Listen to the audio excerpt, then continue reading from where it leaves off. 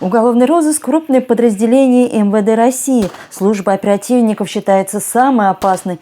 Сотрудник уголовного розыска обязан быть физически сильным, уметь быстро принимать решения и точно поражать цель. Стрельбы в честь их профессионального праздника – неизменная традиция, которую поддержали и действующие сотрудники полиции, и ветераны. Первое место в командном зачете у отдела по экспертно-криминалистическому обеспечению. В личном зачете золото стрельб у старшего полномочного полиции Виталия Пантакова, а среди ветеранов лучшим стал Анатолий Иванович Лобов.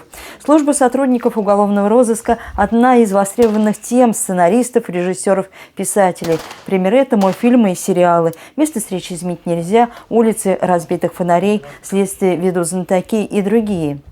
Уважаемые ветераны, уважаемые коллеги уголовного розыска, хотел бы поздравить вас с этим праздником.